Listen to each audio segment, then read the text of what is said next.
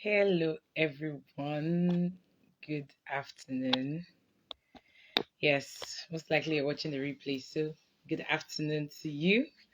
You may be wondering why did Netaya not just drop a post and do a grand announcement of this live? Um, I legit almost changed my mind like last minute. I said, let me just do it. Um, I decided to shoot quite a number of videos today as a way to come back, come back to business, come back to serving small businesses.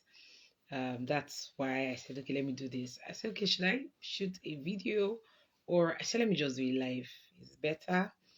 And nothing is like really too extra doctorate. And it's really less stressful. Okay, so it's been 9 weeks since you heard from Netaya Consulting. And yes, a lot of things are happening in the background. Lots of analysis of where do we go from here, where are we going next, what next are we doing.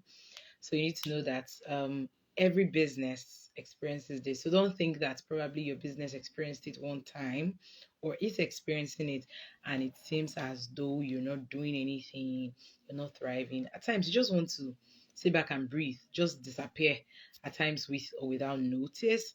But the important thing is to come back and come back well, come back and come back ready, come back and come back to brave it all. So in this video, I am not going to be talking too much about what I have been doing in the background. I just want from this moment onwards to just show the effects of being away and the comeback. All right. So let's get into today. So you may have seen from the thumbnail that this video is about the things that you should that should not follow your business into the second half of the year. You might say, July is kukuma going far. It's almost at the middle. What is she saying? Don't worry. Whenever you wake up is your morning. I think I've said that phrase like a lot of times today. But what I'm saying in essence is that you shouldn't put too much pressure on yourself in terms of time that time has passed, this thing does not apply. So you may watch it in July, you may watch it in August, you may even watch it in December, but whenever you watch it, it will definitely be of use to you. So I'm going to be sharing 9 things that should end with the first half of the year. January to June, we run our businesses, and some of us, our businesses around us. So this month of July, this second half of the year, starting from July to December, there are some characters that should not show forth. There are some things that shouldn't happen in your business. There's some things you should not do that shouldn't follow you from the first half. And I'll be sharing 9 of them in no particular order. No one takes like first position and the other last. It's just as they were coming to me and as I was noticing them in some businesses. That's why I'm bringing it up for us today. So I wrote them down so I don't forget. So I will be looking down to my notes so I would not miss any points. All right, if that's good, we're good to go. So the first thing here that I'll be starting with that shouldn't follow you into the second half. That shouldn't follow your business into the second half of the year is copy and paste of businesses. Like some people did that thing in the first half. Like you copy a business in a similar industry, you copy everything about them. Like people like just copy verbatim. They do this release, you copy it. They do this discount, you copy it. Even the flyers will be looking the same. All those on unique things. Please, let's not copy and paste other people's businesses. Let's not copy and paste strategies. Please study, take a break off if you need to take a break off. Study, do better, learn. If you need to pay for a class and learn. Don't just say, okay, I want to copy this person's style of doing this thing. you would always come in second, third, or last, because that person is the originator, and if until they release something, you don't know what they are up to. That business, until that business releases something, you don't know what they are up to. So that's the first one. No more copy and paste, please. The next one is not documenting. I'll talk about another kind of document later. The second one here is not documenting. Now, some of us don't keep records. We don't even know who our customers are. We don't even have records of them. We don't take note of any milestone, any major thing. So when you don't document certain things, when you don't document in your business, you can actually miss out on what's working and what's not working. That's being able to identify that. You can actually make a very difficult stocking decision. Imagine having 20 pieces of an item, and just because it's not on the shelf where you are seated most of the time, you just order 20 pieces more. You didn't look at you don't have a document to check your inventory, that okay, what's in our records, does it match with what's in the store? So because you don't have a record, you just go and buy. You're not keeping records, you're not documenting things, you're not documenting your growth, you're not documenting the happenings, the evolution of your business. You should stop in the first half of the year. So number three is stop gentleman or gentlewoman or gentleman agreements. This thing of, and this person is my customer, or this person is my partner, this person is my guy. We are doing this thing together. Please, let's stop it. This first half of the year, it has stopped there. Let it stop there. Gentleman agreements are a no-no in the second half of the year. Like, you're doing your business and yourself a disservice. You're not helping things, you're not helping matters. You're just making things worse by doing gentleman agreements. Bye bye to gentleman agreements. Instead of shaking on something, please have it written down, pen and paper, or you type that, let there be witnesses. You sign it. Let the gentleman agreement spirit end.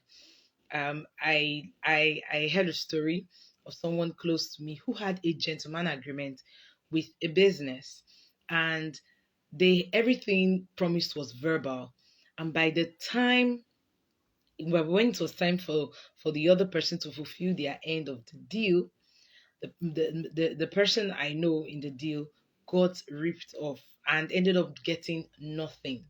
So because there was no gentleman agreement, because there was no document rather, she cannot lay claim to a lot of things. She can't lay claim to intellectual property. She can't lay claim to quite many things. She can't even lay claim and say, this is the conversation we had. I have a recording or I have a chat. There's nothing to prove that that conversation even happened.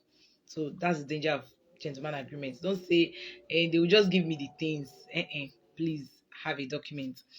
So number four, imposter syndrome.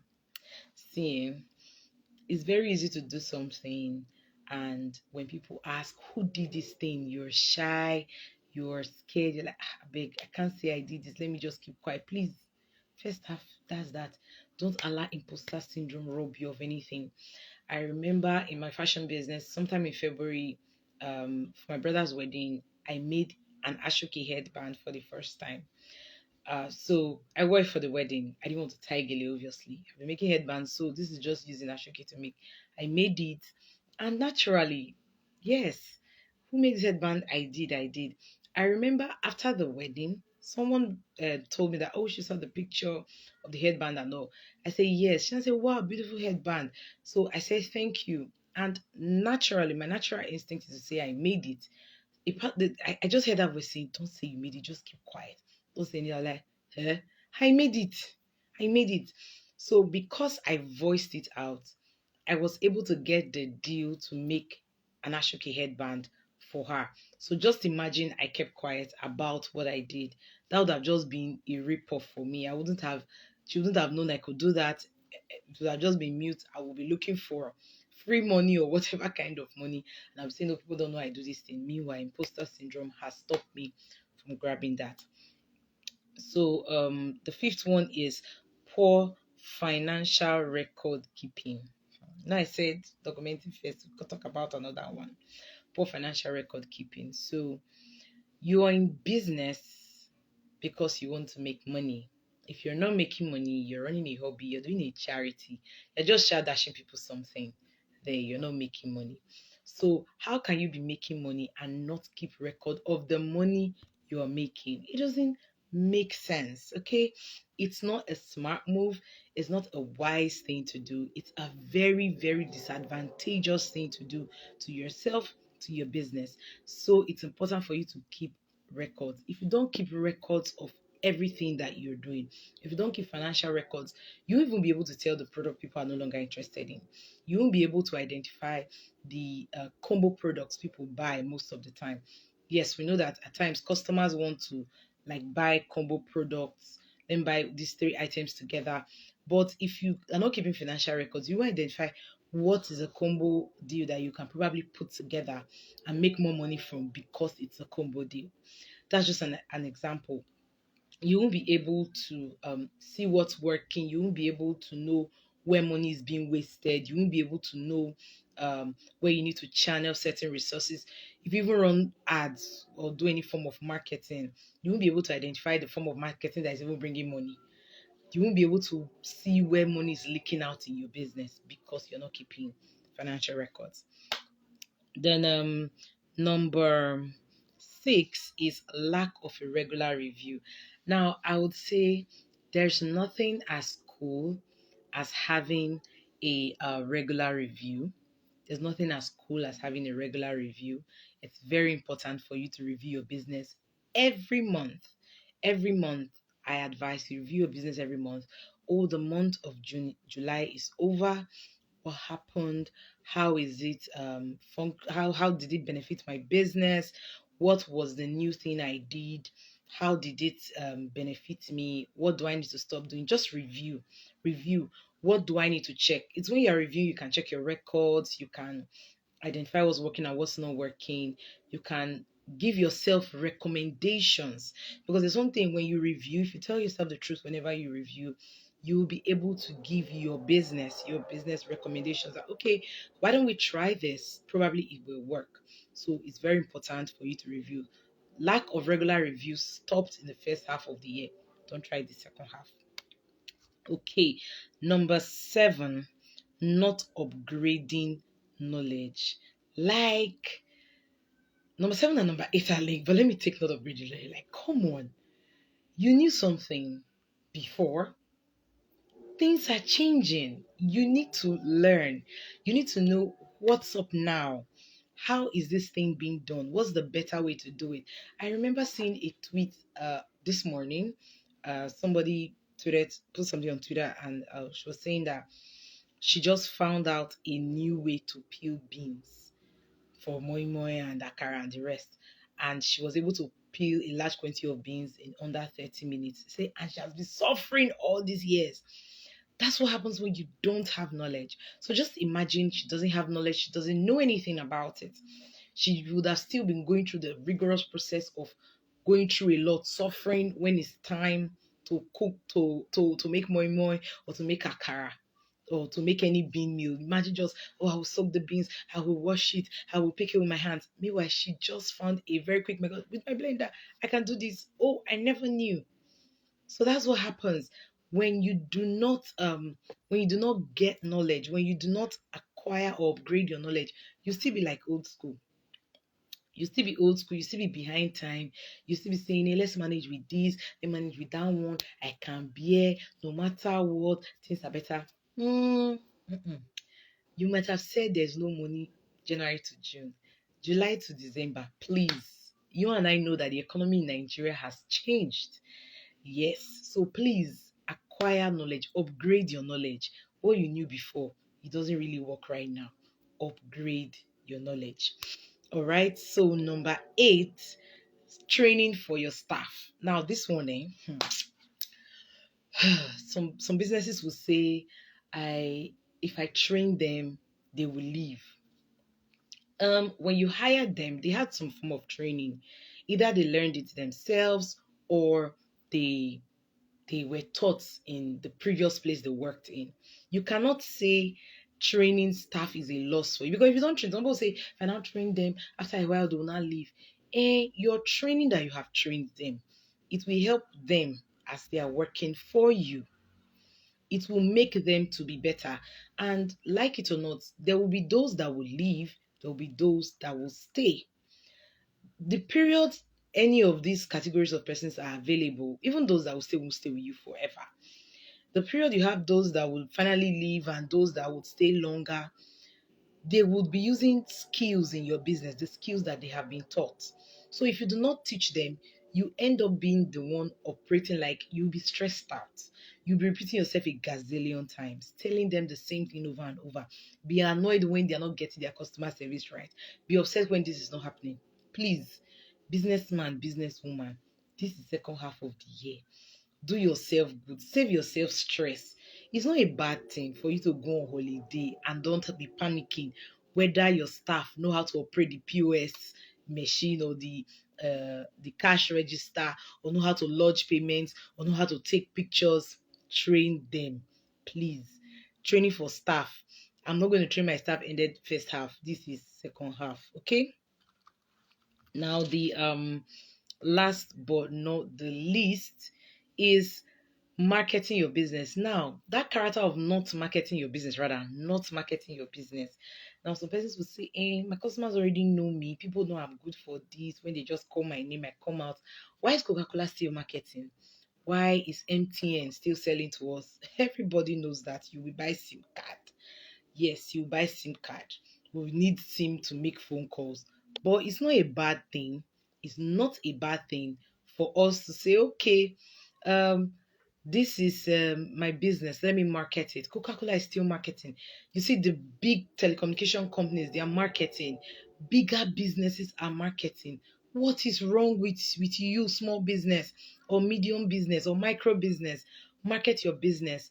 If you don't tell the next person, if the next person doesn't know, they wouldn't know. Marketing doesn't have to be a huge budget. Have a committed amount that, okay, maybe every 2 months I do this scale of marketing, but every day, every week, I must do this level of marketing, no matter how small.